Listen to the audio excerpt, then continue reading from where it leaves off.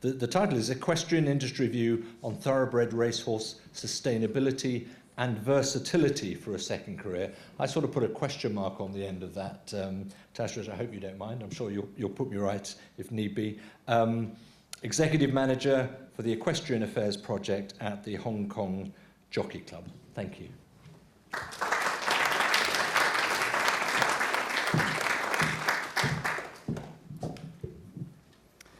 Thank you, David. Thank you, IFAR, and thank you, JRA, for having us. I think you probably all agree with me today has been a real collaboration of efforts of minds, of progress, and I think that's been a key theme throughout today, is about we all must just keep progressing. Nobody has the perfect answer for everything, but as long as we keep progressing and share with one another, that's the key message. So yeah, I'm Natasha Rose. I work at the Hong Kong Jockey Club. My main day job, or my biggest day job there, is to manage and run the racehorse aftercare program, which is called Restart.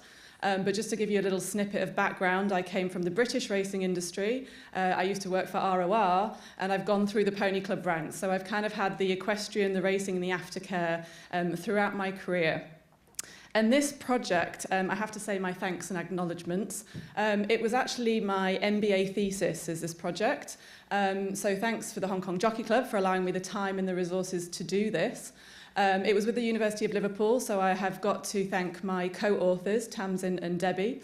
And last but by no means least, the Horse Race Betting Levy Board, who generously provided funding and scholarship for this research to happen. And before I really go into the depths of the kind of whys and the background, there was something that really has stuck with me through growing up with ponies and horses and in my teenage years. And, you know, I started on little Welsh cobs and Connemara ponies, and I even had an Appaloosa with no mane, and I had a Dutch warm blood. And it was actually, I didn't really discover racing or have an interest in racing until it came to my teenage years, where I saw an advert for a retired racehorse. And he was £1,600. He was called Little Henry. He'd been raced on the flat, and he'd been raced over hurdles, and he was slow. And there was just something about his picture that you can tell a kind horse and a kind eye. And I thought, I'm going to go and see this horse. And I was on my yard. I had sport horses at the time. And everybody I spoke to said, but have you got thoroughbred experience? I was like, maybe odd thing to say, but no, I've got pony experience, I've got horse experience. And I spoke to the farrier, and the farrier was like, have you had a thoroughbred before? And I said, no. And nobody has ever asked me, have you got Appaloosa experience? Like, nobody's ever said, well, have you got Welsh pony experience? But it really stuck with me that this, you know, have you got thoroughbred experience? Why are they so different? Why are they so different for other horses? So that actually has stuck with me my whole career. And really the background for doing this project was looking at these varying opinions about thoroughbreds, specifically retired thoroughbreds off the track. And you know, where are those perceptions coming from? It's also, as we've all mentioned today, the aftercare industry is a really important topic. We're under global scrutiny, and rightly so, we should be. We should be accountable for what we do. We should be transparent in what we do. But in terms of that equestrian and racing collaboration, some jurisdictions do it really well, purely on their model, purely on their geography.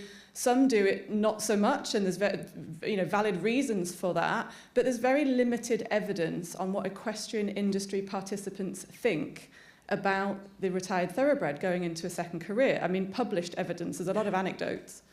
And it's really crucial to understand what those views are to make sure that we have a sustainable racing industry and a sustainable aftercare industry, because we can't have one without the other. So what were the aims? So the aims were to understand what these equestrian industry participants' views are. It was exploring perceptions on suitability. Are they suitable for a second career? Why? What kind of career? What are the barriers? Understanding what the barriers are. Can they be removed? Are they real or perceived? And identify areas for improved education with a particular focus about the retired thoroughbred horse. So how did we do this? So we did a mixed methods approach, which means it was a combination of qualitative and quantitative analysis. The first part was setting up 3 different panels, and there was 3 people on each panel. Panel 1 was people that owned or loaned or worked with retired racehorses. Panel 2 was professional racehorse retrainers and equestrian vets. and panel 3 was people who owned, loaned, ridden non-thoroughbred breeds. So each panel discussion was about an hour long, and topics were just dropped into their discussions. So there was no leading questions, it was just topics, and we allowed the panel just to freely talk, discuss the topics. All of the discussions were recorded, and all of the transcriptions were then analysed further using a template analysis. The text was refined to see what was a recurring pattern, what was a recurring theme, and that was used to create a questionnaire. A total of 35 questions and 1 free text box comment was created. It was released online on SurveyMonkey for 1 month in 2021. Now, as I say, this was my MBA thesis. There was no aim to have this published. It's actually pending publication at the moment. I genuinely thought my mum and my dad and maybe 10 friends would fill this out. But to blow my mind, we had 3,636 participants across 39 countries, of which 57% of people completed the entire questionnaire. Now, I just wanted to put up a few demographics of the type of people that were responding to this questionnaire, because a limitation of a questionnaire is you can't control, of course, who answers. And as you see on the word cloud, that just gives an indication of their background, where they worked, what their association was. 93% of people that had participated had ridden or worked with thoroughbreds in some way. 75% loaned or owned a retired thoroughbred. 94% of participants were female, which is in general in keeping with this kind of research done elsewhere. And of those 3,636 people, 841 shared openly their views with no text restriction in the free comment text box, which gave us an unbelievable amount of data to analyse. Now, sadly, in interest of time, I'm only picking out some topics and themes that I think are relevant to today and things that we've heard, recurringly in other presentations. So as you can see, and I'm assuming everyone in this room agrees, we all share a passion for the thoroughbred, that overwhelmingly almost 100 people agree that the thoroughbred racehorse has the physical capacity to do a second career after racing. So that's probably no surprise. And in the blue word bubble, you'll see these pop up throughout the slides. These are the common themes that kept recurring in the panel discussions. So adaptable, trainable, and willing to learn. And we heard that this morning as well at the Sapporo Equestrian Centre. Now, the reason I shared with you my thoroughbred experience anecdote is because I wanted to test this theory and see actually what equestrian industry people thought.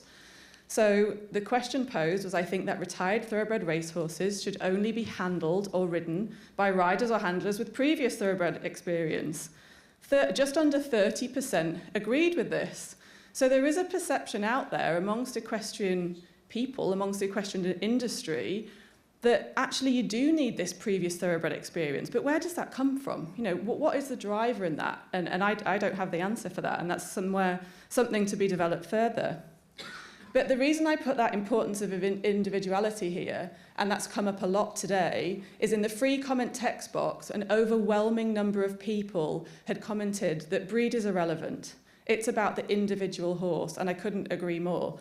Some of my craziest horses were not thoroughbreds. Some of my quietest lambs were thoroughbreds. And it's about how we assess that character, how we assess, is a horse suitable for that job, regardless of its breed. And it's something I'll talk a little bit later in the presentation. So just a few snippets here.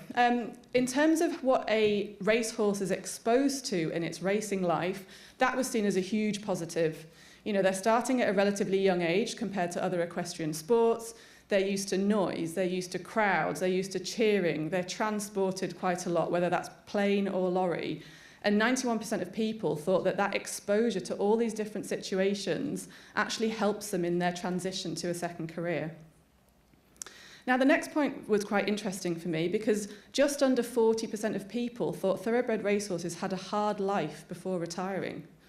What does that mean? What is a hard life? And again, I don't have the answer to that question. I'm just providing you with what the industry think. How is that compared to eventing, which should also be seen at an elite level? Any horse at an elite level, no matter what sport, there's an element of demands placed on it. But why is racing perceived maybe harder than other sports? There was quite an even split with the view that retired thoroughbreds or off-the-track thoroughbreds have more physical issues compared to other horses. It was quite an even 50-50 saying yes or no. And then about racing career length, which is something that I hadn't considered originally. The overwhelming majority thought that racing career length actually didn't matter. It didn't matter on what the horse could do next. However, I wanted to test that data, so I trimmed that data down to the responses of only people who hadn't been involved with thoroughbreds or hadn't been involved in racing. And that view about the lightly raced horse went from 17% up to 30%. So a third of the people who didn't really know much about racing actively would look for a lightly raced horse. And they were almost linking mileage on a car. You know, you go for a low mileage. But again, that's not always true. Some horses who have a long career could be seen as actually more hardy, more sturdy. They've maybe had less injuries. So again, it's about that perceptions of where that comes from and why and how we can overcome and get correct information out there. So the next part is reputation. And again, this is linking back to my anecdote of when I was a teenager and that potential reputational damage that a thoroughbred has been through. So this question, if you hear of an incident, problem or injury that involves a retired thoroughbred racehorse, do you think it impacts the reputation of the breed as a whole? A combined 67% said yes. So that's 42% for it impacts the breed, the thoroughbred breed, and 25% saying yes, it impacts the thoroughbred racehorse. So it says racehorse here. So a combined 67% say yes, if I hear of a problem or injury incident, it's impacting my perception on that whole breed.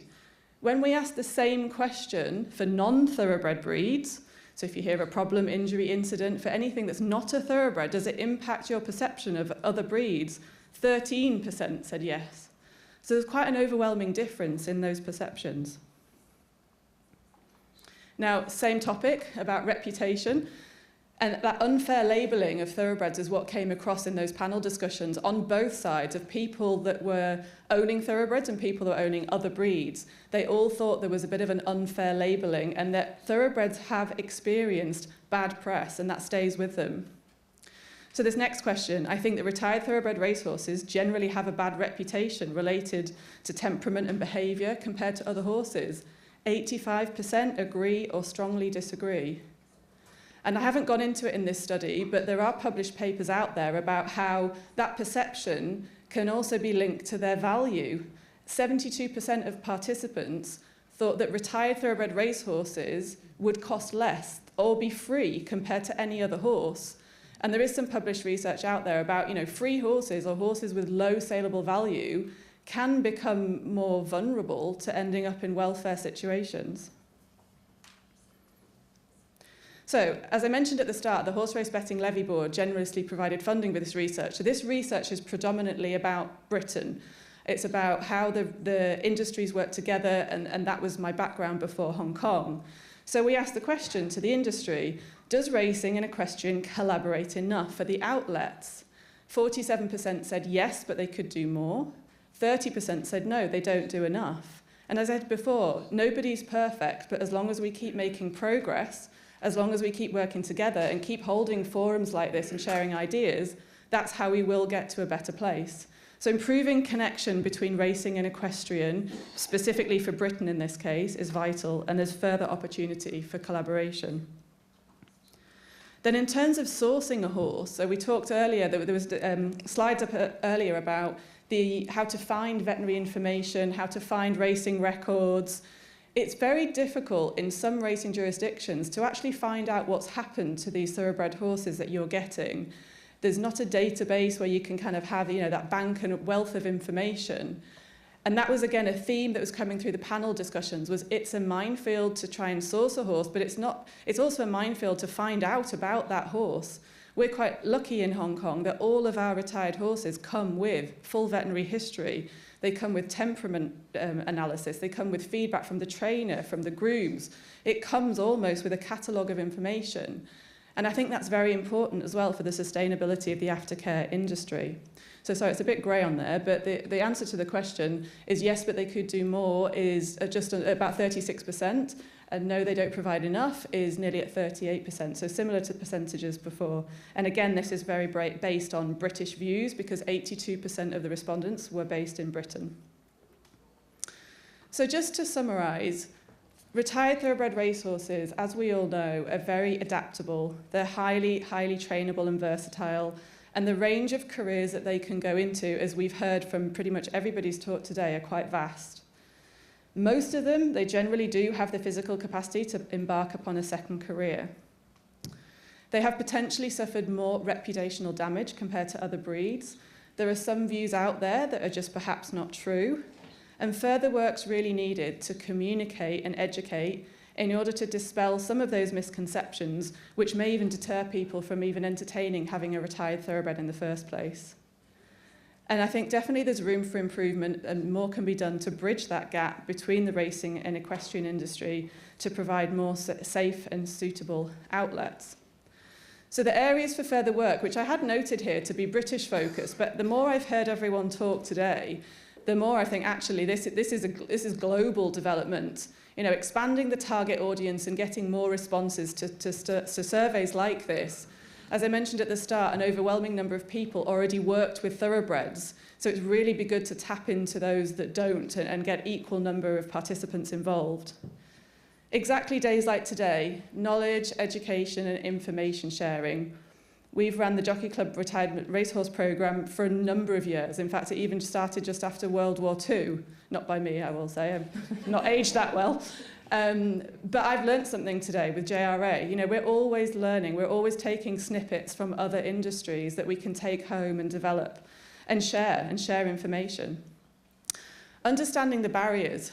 So one thing that we are very fortunate about in Hong Kong is our equestrian and racing industry is so interlinked. Our equestrian industry is built on the backbone of our racing industry.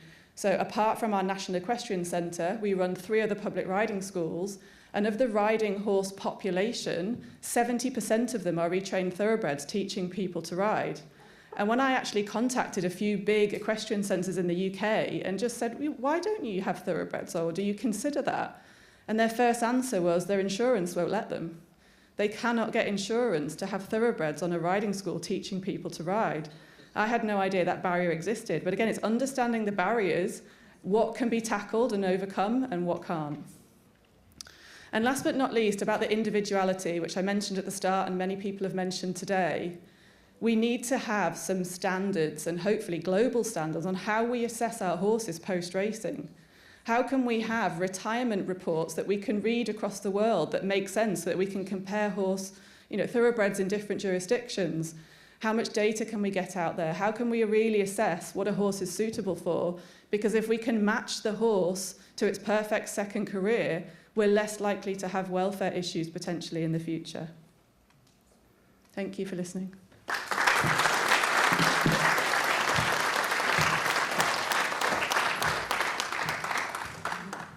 That's fascinating work. Really interesting. Thank you very much indeed, Tasha.